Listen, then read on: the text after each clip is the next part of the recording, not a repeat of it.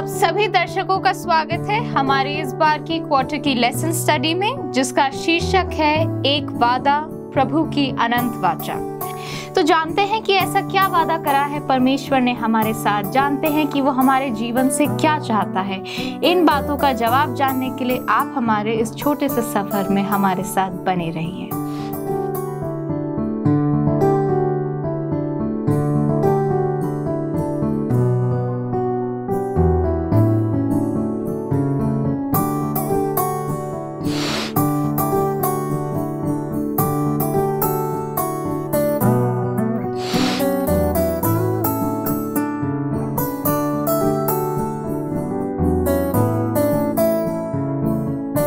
सभी दर्शकों का स्वागत है आज के हमारे पहले एपिसोड में। आज के हमारे पहले एपिसोड का शीर्षक है व्हाट हैपेंड, क्या हुआ। तो आइए जानते हैं हमारी आज की चर्चा से कि क्या हुआ और हमें आज की चर्चा हमें क्या बताना मांग रही है। तो आप हमारे साथ हमारी चर्चा का भाग बने। दर्शकों, हम इस दुनिया में क्यों आए, कहां से आए और कहां हम जा रहे हैं, एक नए टॉपिक, एक नए विचार के साथ हम आपके सामने आए हैं। और आने वाले समय में देखेंगे कि परमेश्वर के वो जो हुक्म हैं वो किस तरीके से हमारे लिए हुक्म नहीं, वो एक प्रॉमिस है और उन पर हम गौर करते चले जाएंगे। तो मेरे साथ हैं सुमन, आनीश, मंटू एंड नितिका। और इस डिस्कशन में नहीं सिर्फ हम चाहेंगे आप भी जुड़े रहिए और इसका लुत्फ उठाइए। तो मैं चाहूंगा अगर हम अपनी पहली आयत पढ़ें, बाइबल क्या कहती है। उत्पत्ति पहला बाप उसकी 26 और 27 आयत। फिर परमेश्वर ने कहा, हम यह मनुष्य को अपने स्वरूप के अनुसार अपनी समानता में बनाएं, और वो समुद्र की मछलियों और आकाश की पक्षी और घरेलू पक्षियों और सारी पृथ्वी पर और सब रेंगने वाले जंतु पर जो पृथ्वी पर रेंगते हैं अधिकार करे। अच्छा, तो यहाँ एक विचार आता है, और विचार ये कि परमेश्वर ने ये कहा कि हम अपनी इमेज पर, अपने स्वरूप में इंसान को बनाएं। ठीक है कि नहीं? अब सवाल ये है कि जब परमेश्वर ने ये डिसाइड किया कि अपने स्वरूप पर बनाएं, तो वो स्वरूप इंसान को बनाने का फिर पर्पस क्या था? क्या कह सकते? परमेश्वर क्यों उसने इंसान को बनाया? पर्पस ये है परमेश्वर का मनुष्य को बनाने के लिए, ताकि हम परमेश्वर के कैरेक्टर को अर्थली फॉलो करें, क्योंकि हम हेवनली बीइंग नहीं है, क्योंकि परमेश्वर ने हमें अर्थ में बनाया ताकि उसके इमेज, क्योंकि वो लाइफ है, वो क्रिएटर है, वो प्रो जनरेटर है, तो वो उसका एक क्वालिटी है कि वो क्रिएट करता है, तो इसलिए वो क्रिएट करता चला जाए। आइए हम वापस अपनी आयत के अंदर चलते हैं। 26वीं आयत से वापस से पढ़िए। फिर परमेश्वर ने कहा, हाँ, हम मनुष्य को अपने स्वरूप के अनुसार अपनी समानता में बनाएं, हाँ, और वे समुद्र की मछलियों। अब मैं चाहूंगा गौर फरमाइएगा, अब गौर फरमाइएगा। हाँ, और वे समुद्र की मछलियों, हाँ, और आकाश के पक्षियों, हाँ, और घरेलू पशुओं, हाँ, और सारी पृथ्वी पर, हाँ, और रेंगने वाले जंतुओं पर जो पृथ्वी पर रेंगते हैं अधिकार रखे। क्या करें? अधिकार रखे। मतलब परमेश्वर ने अगर इंसान को बनाया तो इंसान को बनाने के बाद उसको एक पर्पस दिया। बनाने का एक पर्पस था कि वो किसके ऊपर अधिकार रखे? दूसरी क्रिएशन पे जो उससे अलग है, जो जिसको उसने बनाया, उसके तमाम पृथ्वी के जीव जंतु के ऊपर उसका अधिकार हो।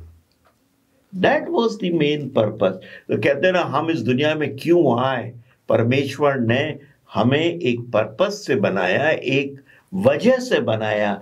बगैर वजह के वो कोई काम नहीं करता। परमेश्वर कोई काम बगैर वजह के नहीं करता। इस चीज को हम ध्यान दें। सर ये भी कह सकते हैं ना कि परमेश्वर ने कहा कि अधिकार रखे। बहुत सारे जो है अधिकार रखने का मतलब ये सोचते हैं कि उसके ऊपर हक जताना। हाँ। परमेश्वर ने अधिकार रखने का मतलब ये बताया कि उसका ध्यान रखें, टेक केयर करें। बिल्कुल ठीक है, बिल्कुल ठीक है। एक चीज और है, यहाँ पर ये कहता है 26वीं आयत में कि उसने अपने स्वरूप पे बनाया। तो ये स्वरूप क्या है? उनका खुद का कैरेक्टर, उनका कैरेक्टर और बॉडी, जैसे वो फिजिकल हैं। तो मतलब आपका ये कहना कि परमेश्वर के भी 2 कान हैं, नाक है, 2 आंखें हैं। हाँ, मतलब वो ऐसे ही फिजिकली जैसे हम हैं वैसे वो भी फिजिकली इसी तरीके से है? नहीं, लेकिन वचन में लिखा है परमेश्वर आत्मा है। वचन में लिखा है परमेश्वर आत्मा है और उसकी आराधना भी सच्चाई और आत्मा से होनी चाहिए। तो आप क्या कहना मांगते हैं? नहीं, परमेश्वर आत्मा की। आइए मैं चाहूंगा आप खोलिए अपने साथ यूहन्ना 4 उसकी 24वीं आयत। परमेश्वर आत्मा है और अवश्य है कि उसकी आराधना करने वाले आत्मा और सच्चाई से आराधना करें। देखिए, परमेश्वर आत्मा है, तो अगर परमेश्वर आत्मा है तो फिर क्या हम आत्मा है? नहीं, हमें तो फ्लैश ब्लड सब है हमारे पास। We have the physical body. आत्मा की क्या फिजिकल बॉडी होती है? नहीं। तो फिर यहां तो लिखा है परमेश्वर आत्मा है। वो यहां पर कह रहा है कि परमेश्वर ने अपने स्वरूप पर बनाया। देन व्हाट इज स्वरूप? क्या है स्वरूप? अगर सर अब इसका हिब्रू मतलब देखें, हाँ। जो वर्ड आया था हिब्रू, तजलेम एक हिब्रू वर्ड आया था जिसका 2 मतलब है। एक होता है आइडल, मूर्ति, और एक होता है रिसेंबल ऑफ ओरिजिनल, कि जैसा ओरिजिनल है वैसा कॉपी। अगर हम देखें यहाँ पे, तो यहाँ पे जो इमेज की बात की जा रही है वो ओरिजिनल कॉपी की बात करी जा रही है कि परमेश्वर ने अपना कॉपी जो है, जैसा वो खुद था, चरित्र में था, जैसा उसका हृदय था, वो ऐसा सेम मनुष्य को ही बना। देखिए, यहाँ तक तो हम एग्री करते हैं कि परमेश्वर ने इंसान को बनाया तो जैसा वो खुद था कैरेक्टर में, वही कैरेक्टर इंसान को दिया। उस जैसा वो था परफेक्ट था, वही परफेक्शन उसने किसको दिया? इंसान को दिया। तो वो तमाम चीज थी। जब आदम को बनाया तो आदम बिल्कुल परफेक्ट था, रास्तबाज था, उसमें कोई गुनाह नहीं था, किसी भी तरीके की कोई डिफेक्ट नहीं था, इंटेलेक्चुअली बहुत अच्छा था। ठीक है कि नहीं? तो ये तमाम चीजों को हम अपने सामने रखते हैं, पर फिर भी हमारा जवाब अभी कंप्लीट नहीं हुआ। एक छोटा सा लेंगे ब्रेक और ब्रेक के बाद वापस लौटेंगे। दर्शकों, हमारे साथ बने रहिएगा। एक छोटे से ब्रेक के बाद हम वापस आते हैं।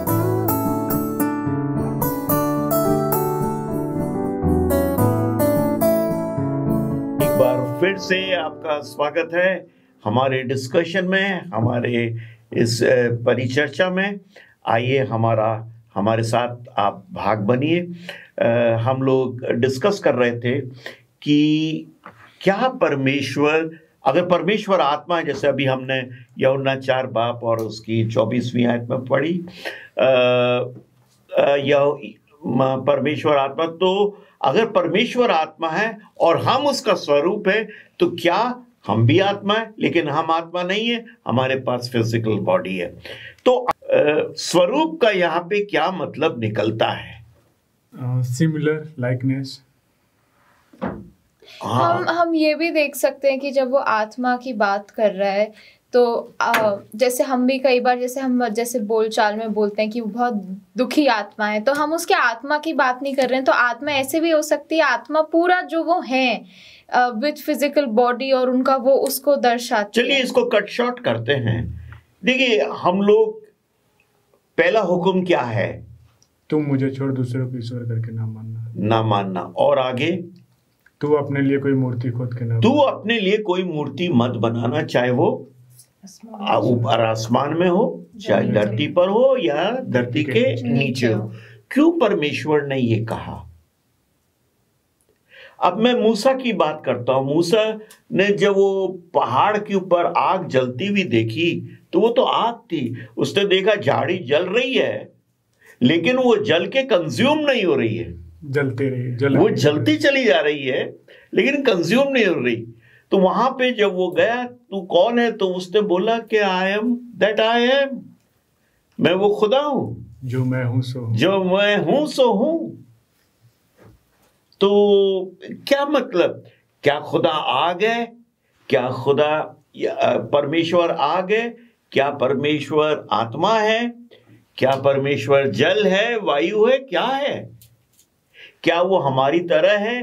क्या उसके भी 2 आंखें हैं, 1 नाक है, 2 कान है, 2 हाथ हैं?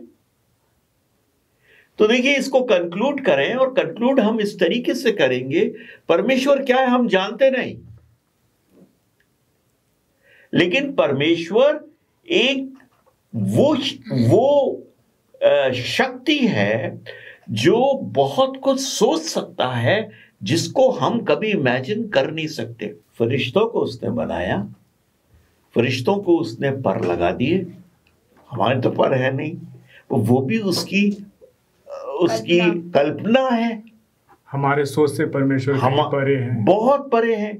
हमारा सोच से कहीं ऊंचा उसका सोच है, हमारे मार्ग से कहीं ऊंचा उसका मार्ग है, बाइबल यही बताती है। तो हम अपने आप को कन्फाइन नहीं करें कि परमेश्वर भी 2 आंखें और 1 नाक और 2 कान वाला परमेश्वर है, ऐसा कन्फाइन नहीं करें। अब देखिए, एक चीज और मैं आपसे कहता हूं, मूसा ने परमेश्वर से कहा कि मैं तेरा चेहरा देखना मांगता हूं। परमेश्वर ने कहा तू मेरा चेहरा नहीं देख सकता, इसलिए नहीं देख सकता, कोई पापी इंसान मेरा चेहरा देख के जिंदा नहीं रह सकता। लेकिन फिर भी परमेश्वर ने कहा कि अंग्रेजी में है, I will make my glory pass before you. ठीक है, अब मैं अपनी महिमा को तेरे सामने, अपनी महिमा का तेज मैं तेरे सामने से निकालूंगा। और हम देखते हैं कि जब परमेश्वर उस पहाड़ पर उतरा तो पूरा पहाड़ थरथरा के कांप रहा था, पूरा पहाड़ डगमगा गया, और बादल और गर्जन और बिजली चमक रही थी, और उसमें से परमेश्वर निकला। मूसा को उसने एक दरार में, पहाड़ों की दरार में खड़ा कर दिया था, बोले डायरेक्ट मेरे को मत देखना। और फिर भी मूसा परमेश्वर ही क्या देख सका, पीठ देख सका, क्योंकि बाइबल ये कहती है पीठ, तो हो सकता है परमेश्वर की पीठ भी हो। तो लेकिन फिर भी मैं ये चाहूंगा आप लोग दिमाग में ये मत रखें कि परमेश्वर बिल्कुल वैसे ही है जैसे हम हैं। और यही अपील आपसे करूंगा दर्शकों, अगर आप इसको देख रहे हैं तो परमेश्वर का कोई ऐसा चेहरा अपने सामने मत बनाइए। और उसने कहा भी दूसरे कमांडमेंट में कि कोई भी तू मूर्त नहीं, हम मूर्त अपने मन में ही बना सकते हैं, दिमाग में ही बना सकते हैं, किसी भी तरीके से बना सकते, लेकिन परमेश्वर है। वो आग भी है, वो बिजली भी है, वो सब कुछ है।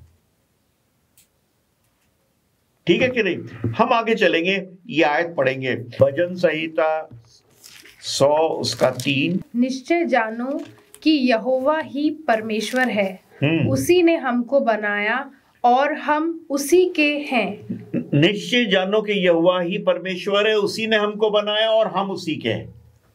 परमेश्वर ने हमें बनाया है और परमेश्वर के अलावा किसी ने हमें नहीं बनाया। आगे हम देखेंगे यशाया 40 बाब 28 आयत। क्या तुम नहीं जानते, क्या तुमने नहीं सुना? हाँ। यहोवा जो सनातन परमेश्वर और पृथ्वी भर का सृजनहार है, हाँ। न थकता है न सिमरित होता है, हाँ। उसका बुद्धि अगमन है। देखिए, क्या तुम नहीं जानते, क्या तुम नहीं समझते? वो यहोवा सनातन है। सनातन मतलब एवरलास्टिंग, अनंत। अब अनंत हम किसको कहेंगे? जिसका न शुरुआत हो। अब हम ह्यूमन दिमाग से, अपनी बुद्धि से तो इतना ही कहेंगे कि भाई कहीं ना कहीं तो शुरुआत हुई होगी, कि कोई चीज कैसी किसी को भी लो उसकी शुरुआत तो होती है। लेकिन जब बाइबल ये कहती है, हमारा धर्मशास्त्र ये कहता है कि वो सनातन है, वो एवर लास्टिंग है, तो उसकी कोई शुरुआत नहीं है, वो आदि और अंत है। वो आदि और अंत है। अब आदि क्या है इसको हम डिफाइन नहीं कर सकते, ये नहीं बता सकते कि ये आदि है, और अंत क्या है उसको भी डिफाइन नहीं कर सकते। तो परमेश्वर, हमने देखा परमेश्वर सनातन है और उसके द्वारा तमाम हर चीज पैदा हुई है। हम प्रेरितों के काम देखेंगे 17 बाब और 26वीं आयत। उसने एक ही मूल से मनुष्यों की सब जातियां सारी पृथ्वी पर रहने के लिए बनाई हैं। एक ही मूल से, कौन है वो मूल? आदम। आदम, बिल्कुल सही।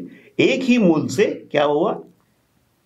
मनुष्य की सब जातियां सारी पृथ्वी पर रहने के लिए बनाई हैं। हाँ। और उनके ठहरे हुए समय और निवास की सीमाओं को इसीलिए बांधा है, हाँ, कि वे परमेश्वर को ढूंढें, कदाचित उसे टटोल कर पाएं। बिल्कुल, तब भी वे हमसे किसी दूर नहीं है। अब देखिए सारे मूल के, पृथ्वी के सारे, और उनके स्थान भी उसने निर्धारित किए हैं। आज मैं हिंदुस्तानी हूं, हिंदुस्तान में रहता हूं, ठीक है, भारतीय हूं, भारतवर्ष में रहता हूं, तो ये परमेश्वर ने डिजाइन किया इस तरीके से, उसने उस तरीके से उसको बिछाया। अब मैं ये कहूं कि साहब मैं इंग्लैंड में ही क्यों नहीं पैदा हुआ, या स्विट्जरलैंड में क्यों नहीं पैदा हुआ, या मैं अमेरिका में क्यों नहीं पैदा हुआ, तो ये तमाम चीजें दिमाग में बाइबल हमें साफ कहती है कि परमेश्वर ने एक मूल से हमें बनाया है, सारी पृथ्वी पर बिछाया है, और उसने हमारी जगहों को नियुक्त किया है। हम फिर से अपने लेसन में आएंगे, एक छोटा सा ब्रेक लेंगे और ब्रेक के बाद वापस लौटते हैं। दर्शकों, एक छोटे से ब्रेक के बाद हम वापस लौटेंगे, हमारे साथ बने रहिएगा।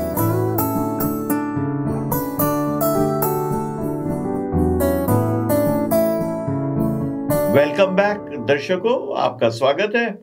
आइए हमारी चर्चा में आप शरीक होइए। तो हम एक आयत पढ़ेंगे और मैं चाहूंगा आप उत्पत्ति 2 बाब और उसकी 16वीं और 17वीं आयत पढ़िए। लिखा है, और यहोवा परमेश्वर ने आदम को यह आज्ञा दी, तू वाटिका के सब वृक्षों का फल बिना खटके खा सकता है, पर भले या बुरे के ज्ञान का जो वृक्ष है उसका फल तू कभी न खाना, क्योंकि जिस दिन तू उसका फल खाएगा उसी दिन अवश्य मर जाएगा। देखिए, हमारे सामने एक बड़ी अच्छी आयत है। ये तो हमने देखा परमेश्वर ने हमें बनाया और परमेश्वर ने अपने स्वरूप में बनाया, और उसका पर्पस ये था कि हम इस तमाम दुनिया को क्या करें, रिप्लेनिश करें, उसको उसकी देखभाल करें और उसको उस पे फैल जाएं और उसको आबाद करें। ये उसका पर्पस था, ठीक है।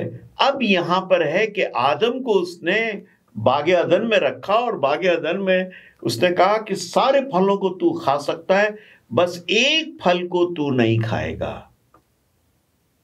वो बाग के बीच में था और वो लिखा है कि भले और बुरे के ज्ञान का फल तू नहीं खाएगा। क्या मतलब भले और बुरे ज्ञान का फल? क्यों परमेश्वर ने ऐसा कहा? इसके पीछे एक कमांडमेंट भी थी, एक ओबीडियंस भी था, और एक क्या बोलते हैं, एक रिलेशनशिप भी था परमेश्वर उनका, कि क्या तुम मेरी बात मानते हो या नहीं मानते हो, या उस परमेश्वर के साथ जो उनका रिश्ता था उसकी उनकी ज़िंदगी में अहमियत थी या नहीं थी। इसके ऊपर भी परमेश्वर सोचता था कि अगर ये लोग मेरे लिए उसको फल खा लेंगे या नहीं खाएंगे तो इनके जीवन में मेरी क्या इम्पोर्टेंस है वो पता चलती है। उन्होंने उसकी आज्ञा का उल्लंघन किया और परमेश्वर को अपनी ज़िंदगी में स्थान नहीं दिया। आप कुछ ऐड करना मांगेंगे मोंटी? वो परमेश्वर का आज्ञा था बिल्कुल, और ये देखना चाहते थे कि क्या परमेश्वर जानते थे कि वो तोड़ेंगे, लेकिन फिर भी उनके लिए एक बाउंड्री वॉल नहीं। अगर परमेश्वर, आपने कहा कि परमेश्वर जानता था वो तोड़ेंगे, तो जब परमेश्वर को मालूम था कि वो तोड़ेंगे तो उसने क्यों ऐसी आज्ञा दी? क्योंकि उन्होंने उनको चॉइस दी थी, और नहीं चॉइस भी दी थी, और चॉइस तो दे दी। उन्होंने बोला कि मैंने तुम्हें रोबोट नहीं बनाया, पर वो कुछ ऐसी चीज भी तो देंगे जिससे अपनी चॉइस वो एक्सरसाइज कर सके। पावर ऑफ चॉइस दिया था चुनने के लिए परमेश्वर ने। तो क्यों देता नहीं? मेरे पास जैसे फ्री विल की बात करते हैं कि आपके पास फ्री विल है कि आप दो चीजों में से एक चीज खरीदो, पर मेरे पास अगर एक ही चीज होगी तो मेरे पास ऑप्शन नहीं होगा। तो उन्हें वो ऑप्शन मिला क्योंकि वो रोबोट नहीं बनाना मांगते थे, वो चाहते थे कि वो दिल से उनकी आज्ञा माने। देखिए, हमने पढ़ा अपने पिछले सेगमेंट में ये चीज डिस्कस करी कि उसने अपने स्वरूप में बनाया। उसने हमें आप पावर ऑफ चॉइस की बात कर रहे हैं, चलिए ठीक है, लेकिन पावर ऑफ चॉइस के साथ साथ उसने हमें इंटेलेक्ट बनाया। ये फैकल्टीज हमारी बहुत डेवलप्ड हैं, ठीक है कि नहीं? साइंस ये कहती है, अच्छे अच्छे साइंटिस्ट ने ये प्रूव किया है कि एक एवरेज इंसान की बुद्धि जो है 3% से 5% काम करती है, बाकी का 95% और 96% ब्रेन डेड पड़ा हुआ है। अगर हमारी मेंटल कैपेसिटी सिर्फ 3 से 5% काम करने में इतनी है, जो जीनियस होता है उसकी मेंटल कैपेसिटी 6 to 7%, दिमाग 6 से 7% काम करता है। तो आप हमारी मेंटल कैपेबिलिटी को देखिए। परमेश्वर ने हमें इंटेलेक्ट बनाया, और ये तो पाप की वजह से हमारा दिमाग कमजोर हो गया, हम वीक हो गए, सोचने में समझने में वीक हो गए। लेकिन जब आदम को बनाया होगा उसका पूरा दिमाग काम कर रहा था, परफेक्ट। तो उसको पावर ऑफ चॉइस इसलिए मिली क्योंकि वो परमेश्वर के स्वरूप में एक इंटेलेक्चुअल बनाया गया। परमेश्वर ने अगर आदम को बनाया तो वो आदम के साथ 1 to 1, I can interact with you, I can interact with you, I can interact with you, सब हम बैठ के डिस्कस कर रहे हैं आपस में, हम एक साथ सोच रहे हैं या अलग भी सोचते हैं तो डिस्कस करते हैं। ये एक प्लेटफॉर्म पर हम लोग खड़े हैं। तो खुदावन भी अपने लिए, परमेश्वर अपने लिए एक ऐसा शख्स, ऐसा क्रीचर बनाना मांगता था जो उसके प्लेटफॉर्म पर खड़ा होके उससे बातचीत कर सके, उसे प्यार कर सके, जिसे परमेश्वर प्यार करे उसको वो प्यार, like he created us as his children. Why people, when couple they get married, they have a child, फोर्जनी उनका होता है, क्यों, क्या वजह है कि उनका बेटा, they want to have, अभी बच्चा इसलिए चाहते हैं उसको प्यार कर सके, उसको रेयर कर सके, उससे बड़ा कर सके, ठीक है कि नहीं? ये ह्यूमन नेचर है, and it has come down from God himself. God created us because he wanted to love us and he wanted us to love him. दोनों चीज है। अब हम उसे प्यार कर रहे हैं या नहीं कर रहे हैं, उसके लिए एक हुक्म उसने दिया कि इस पेड़ का फल मत खाना। मैं इसमें ऐड करना चाहूंगी, इसमें फल परमेश्वर ने लगाया बागे अदन में, इसका मतलब है कि परमेश्वर उसे देना चाहता था इसीलिए लगाया, लेकिन देयर इज अ कंडीशन। क्योंकि हम रेवलेशन में देखेंगे तो उसमें लिखा है कि जो जय पाए उन्हें मैं जीवन के वृक्ष में से खाने के लिए दूंगा। इसका मतलब वो खाने के लिए तो देना तो था परमेश्वर को, लेकिन उसके पीछे कोई कंडीशन। जीवन के वृक्ष में से तो वैसे भी खा रहे थे, ये जीवन के वृक्ष की बात नहीं है, ये तो उस पेड़ की बात है जो बुरे और भले का ज्ञान बताता हो, उसके लिए मना किया था। जीवन के वृक्ष में से तो वो खा ही सकते थे, और वो खा रहे थे। हाँ, लेकिन पाप के बाद फिर परमेश्वर ने करूब लगा दिया। हाँ, तो इस चीज को हम ध्यान रखें। और यहां से अब हमारी आगे की स्टडी शुरू होगी, और क्यों परमेश्वर ने फिर वचन दिए, वचन देने का पर्पस क्या था, वगैरह वगैरह हम डिस्कस करेंगे। लेकिन आज हमारा जो इंट्रोडक्टरी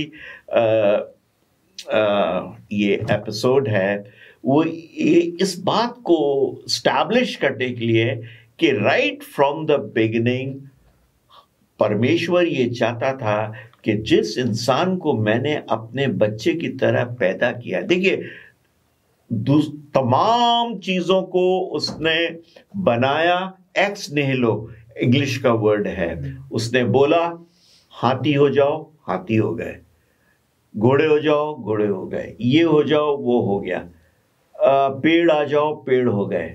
जो उसने बोला that is ex nihilo. He created something out of nothing. Only God can do it. मतलब अगर मान लीजिए मुझे ये टेबल बनानी है तो उसके लिए मुझे लकड़ी भी चाहिए, औजार भी चाहिए।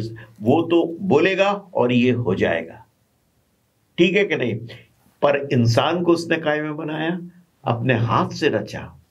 हवा को उसने कैसे? अपने हाथ से रचा, अपने हाथ से बनाया, ठीक है कि नहीं। तो अपने स्वरूप में उसने बनाया, उससे प्यार किया, क्योंकि अपने हाथ से उसने उसको शेप दिया, उसने उससे प्यार किया। और वो चाहता था कि इंसान भी उसी तरीके से प्यार करे।